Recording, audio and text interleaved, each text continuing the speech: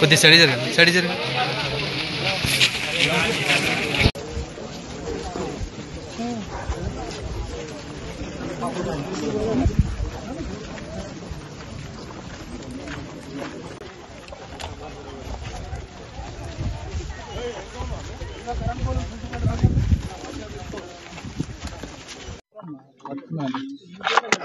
గాజుల రామారం ఈ ప్రాంతంలో 307, 308, 329, 342 ఈ సర్వే నంబర్లలో ఒక 300 ఎకరాల పైచిలకు ప్రభుత్వ భూమి ఉండే.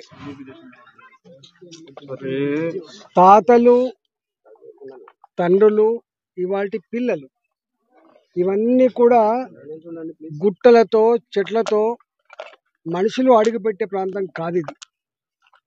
60 ఏళ్ల క్రితం 70 ఏళ్ల క్రితం ఇక్కడ 5,000 రూపాయలు కూడా ఎకరం దేకటోడు ఎవరు లేడు. గా కాలంలో ఇక్కడ కంకర మిషన్లు పెట్టుకున్నారు. ఇక్కడ ఆ కంకర మిషన్లలో పనిచేయడానికి తెలంగాణ వ్యాప్తంగా ఒడ్డరులు కానీ ఇతర పేద వర్గాలు వాళ్ళ గ్రామాలను వదిలిపెట్టి వాళ్ళ పిల్లా జనం వేసుకొని ఈ పాములలో, ఈ ప్రమాదాలలో, ఈ కంకర మిషన్ల పడి చేతులు పోగొట్టుకున్న వాళ్ళు, కాళ్ళు పోగొట్టుకున్న వాళ్ళు జీవనం గడిపి 30-40 ఏళ్ల క్రితమే ఇక్కడే బతికినోళ్ళు. కాబట్టి ఇదే క్వారీల దగ్గర 60 గజాలలో వాళ్ళు గుడిసెలు వేసుకున్నారు. ఒక తరం కష్టపడితే ఆ గుడిసెలు మెల్లగా రేకుల షెడ్లుగా మారిపోయినాయి. ఇవాళ ఇక్కడ తెలంగాణ రాష్ట్ర ప్రభుత్వం రేవంత్ రెడ్డి గారు నేను ఒకటి అడుగుదలుచుకున్నా. రాజ్యాంగం పేదవాళ్ళకి కూడు, గుడ్డ, నీడ ఈ మూడింటిని గ్యారంటీ చేసింది. బాబాసాహెబ్ అంబేద్కర్ గారు ఈ దేశంలో ఉన్న సంపదలో అందరి సమానంగా రాకపోయినా కనీసం పేదవాళ్ళకి కూడు అందించాలి. దాని ఫలితమే ఇవాళ రేషన్ కార్డులు. గుడ్డ అందించాలి, గూడు అందించాలి. దాని ఫలితమే ఇవాళ ఒకనాడు ఇందిరమ్మ ఇల్లు అని మీరు గొప్పలు చెప్పుకున్నారు ఇండ్లు. ఇక్కడ నువ్వు గూడునిచ్చేది పక్కకు పెట్టి నీ డబుల్ బెడ్రూమ్లు దేవుడు ఎరుగు. కానీ 30 ఏళ్ళుగా 40 ఏళ్ళుగా ఇదే చిన్న పిల్లల్ని వేసుకొని ఈ క్వారీలు బంద్ అయిపోతే చుట్టుపక్కల ఇళ్లలో పనిచేసుకునే వాళ్ళు, కన్స్ట్రక్షన్ కంపెనీలలో పనిచేసుకునే వాళ్ళు, ఇవాళ హోటళ్ళల్లో పనిచేసుకునే వాళ్ళు, కూరగాయలు అమ్ముకునే వాళ్ళు, వీళ్ళంతా కూడా పేదవాళ్ళు. ఇవాళ హైడ్రా వచ్చి ఒక దేశం ఇంకో దేశం మీద దాడి చేస్తే చెప్పకుండా చేయకుండా ఎట్లయితే దొంగ దెబ్బ కొడతారో ఇవాళ వీళ్ళ మీద ఒక దేశమే దండయాత్ర చేసినట్టుగా 100 మంది పోలీసులు, 10ల సంఖ్యలో జేసీపీలు ఇవాళ కనిపిస్తే లోపలేస్తాం, చంపేస్తామనే పద్ధతిలో పూట పేదవాళ్ళ మీద దాడి చేసి వాళ్ళ కళ్ళ ముందే వాళ్ళ ఇళ్ళన్ని కూడా కూలగొట్టింది. ఇవాళ నేను అడుగుతా ఉన్నా, నేను నా మనవడో నా కొడుకో ఇట్లాంటి పరిస్థితిలో ఉంటే నేను ఎట్లా ఫీల్ అవుతానో ఇవాళ ఏ తల్లికైనా పిల్లలు పిల్లలే, ఏ తల్లికైనా పిల్లలు పిల్లలే. ఉన్న వాళ్ళ తల్లులైనా లేని వాళ్ళ తల్లులైనా వాళ్ళ కళ్ళ ముందే గూడు చెదిరిపోయి ఆ చిన్న పిల్లల్ని వేసుకొని రాత్రంతా కూడా వర్షంలో ఉన్నారంటే వాళ్ళ దీనావస్థ ఏందో వాళ్ళకి అర్థం కావాలి. మనుషులైతే మానవత్వం ఉంటే, ప్రభుత్వం అనే సోయి ఉంటే ఈ బాధ వాళ్ళకి అర్థమవుతుంది. బ్రోకర్లు, రియల్ ఎస్టేట్ వ్యాపారులు, పెద్దోళ్ళు ఆక్రమించుకోగా ఒకవేళ 300 ఎకరాలు మిగిలింది నిజమే అయితే వీళ్ళ గుడిసెలు మాత్రం 300-400. ఆ గుడిసెల కింద ఉన్న భూములు ఓ 4 ఎకరాలు, 5 ఎకరాలు, 6 ఎకరాలు ఉంటుంది తప్ప 300 ఎకరాలు లేదు. గా గుడిసెలు కూలగొట్టి పేపర్లలో, మీ ట్విట్టర్లలో, మీ సోషల్ మీడియాలో 15,000 కోట్ల రూపాయల జాగ మించిన చెప్పి చెప్పుకుంటూ కదా. మీకు ఏమైనా సిగ్గుందా అని చెప్పి అడుగుతున్నాను. మీకు సిగ్గుందా అని చెప్పి అడుగుతున్నాను. నేను అడుగుతున్నా, ఒకవేళ మీరు కూలగొట్టదలుచుకుంటే ఈ భూమిని అమ్ముకొని మీరు డబ్బులు చేసుకోదలుచుకుంటే మీరు వచ్చి ఆ బస్తీ వాళ్ళతో మాట్లాడండి.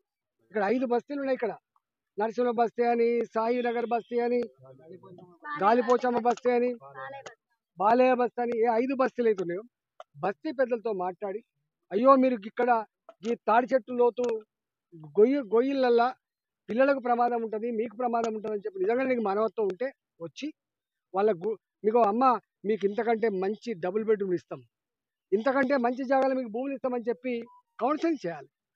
కానీ ఎవరితో సంప్రదించకుండా పిల్లలు జల్లలు సామాన్ అంతా కూడా కళ్ళ ముందే ఇలా బుల్డోజర్ల కింద ఆ తిప్పర్ల కింద వేసి నలిపేస్తూ ఉంటే కన్నీరు మున్నీరై ఏడుస్తున్నా కూడా కనికరించలే ఇలా ప్రభుత్వం.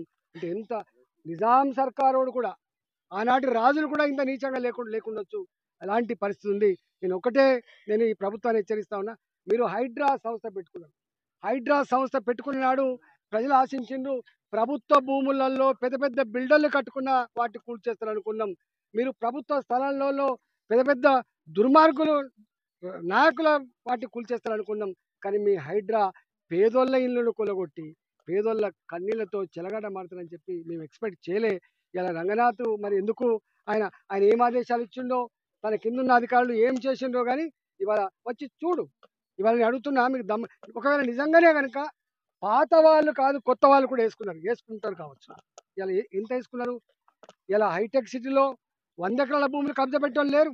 ఇవాళ మీరు శంకర్ హిల్స్ గురించి మాట్లాడుతున్నారు, 345 ఎకరాల గురించి. ఇవాళ 100 కోట్లకు ఎకరం విలువైన భూములలో రియల్ ఎస్టేట్ వ్యాపారుల గురించి రోజు పేపర్ రాస్తున్నారు. వాళ్ళ మీద చర్య తీసుకునే దమ్ము మీకు లేదు. నోరు లేని వాళ్ళు కాబట్టి, దిక్కు లేని వాళ్ళు కాబట్టి, పేదరికంలో మగ్గే వాళ్ళు కాబట్టి ఇలా వాళ్ళ గుడిసెలు మాత్రం నువ్వు బుల్డోజర్లు పెట్టి కూలగొడుతున్నావు. ఇది నీకు మంచి జరుగుతుందని చెప్పి అడుగుతున్నాను. పేదవాళ్ళ కన్నీళ్ళని చూసినోడు, పేదవాళ్ళ గూడుని చెదరగొట్టినోడు, పేదవాళ్ళ జీవితాలతో చెలగడ మాట్లాడేవాడు ఎవరికి మంచి జరగదు.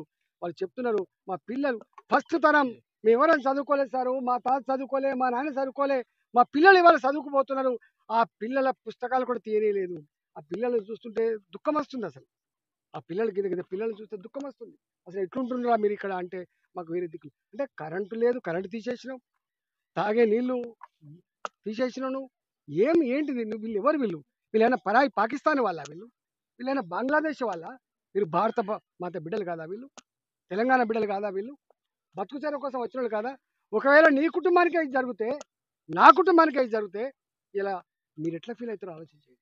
సాటి మనిషిని కన్నీళ్ళని అర్థం చేసుకున్నాడు, సాటి మనిషిని ఒక బాధను అర్థం లేవు. ఈ గుట్టలలో నల్లా కనెక్షన్ లేవు, ఈ గుట్టలలో బోర్లు వేసుకున్నారు వాళ్ళు. ఇవాళ వాళ్ళు ఇక్కడనే ఒక కాలనీ ఉంటుంది, గంగిరెద్దుల కాలనీ. అది వాళ్ళకి ఎడ్లు లేకపోతే, పశువులు లేకపోతే జీవించలేదు వాళ్ళు. అంటే కరెంటు స్తంభాలు కూలగొట్టి, వైర్లను తెంపేసి, బోర్లల్లో కూడా నీళ్ళు లేకుండా చేసి, చిమ్మల చీకట్లో ఎవరు వచ్చినా కూడా ఈ గుట్టలలో ఈ చెట్లల్లో పాములు తప్ప, పురుగు పూసి ఉంటుంది తప్ప మనుషులు ఉండేటువంటి వాళ్ళు కాదు. వాళ్ళకు దిక్కు లేదు కాబట్టి, వాళ్ళకు ఇంకొక మార్గం లేదు కాబట్టి అనేక మంది పిల్లలకి పాములు కలిసి చచ్చిపోయినా, అనేక మంది ఆనాడు క్వారీలలో చేతులు కోల్పోయినా, మనుషులే చచ్చిపోయినా కూడా దిక్కు లేదు కాబట్టి భరించుకుంటూ ఇక్కడ. ఇవాళ ఏమాత్రం కొంచెం మంచి జీవితం బతకాలనుకున్నా కూడా ఈ గాజుల రామారం ఈ అడవులలో ఇంత దీనవస్థ బతికే పరిస్థితి లేదు. బ్రోకర్లు ఉండొచ్చు, బ్రోకర్లు భూములు ఆక్రమించుకున్నారా, బ్రోకర్లు పేదల దగ్గర డబ్బులు తీసుకున్నా, నేను దాన్ని జోలిపోతలేను, వాళ్ళు వృత్తి అండి, మాకేం సంబంధం లేదు. కానీ 30 ఏళ్ల క్రితం 40 ఏళ్ల క్రితం ఏ చిన్న రేకుల షెడ్లు వేసుకొని పిల్లలతోటి పశువులతోటి వాళ్ళు జీవనం కొనసాగిస్తున్నారు. వాళ్ళ ఇళ్లను కూలగొట్టి, ఆ కూలగొట్టేది కూడా ఎప్పుడు కూలగొట్టిండ్రు? తెలంగాణలో బతుకమ్మ పండుగ నా మహిళలకి, నా ఆడబిడ్డలకు సెంటిమెంట్ పండుగ. ఇవాళ తెలంగాణ అంతా బతుకమ్మ సంబరాల్లో ఉంటే వీళ్ళు మాత్రం కన్నీరుతో కుమిలిపోతున్నది. ఇవాళ బతుకమ్మ పండుగ రోజు ఈ ప్రజల పేద కన్నీళ్ళు చూసిన ప్రభుత్వం ఇది. ఇవాళ కూలగొట్టి 15,000 కోట్ల రూపాయల భూములట, 15,000 కోట్ల రూపాయల భూములు కాపాడిందని చెప్తున్నారు. ఇలా మొత్తం ఇళ్ళే 300 ఇళ్ళు, 400 ఇళ్ళు. ఒకవేళ 300 ఇళ్ళు 60 గజాల చొప్పున అయితే ఒక 18 ఎకరాలు అవుతుంది, ఒక 18,000 గజాలు అయితే ఎంత అవుతుంది? 300 ఇళ్ళు అంటే 60 గజాల చొప్పున ఒక 18,000 గజాలు అవుతుండొచ్చు. వీళ్ళు మొత్తం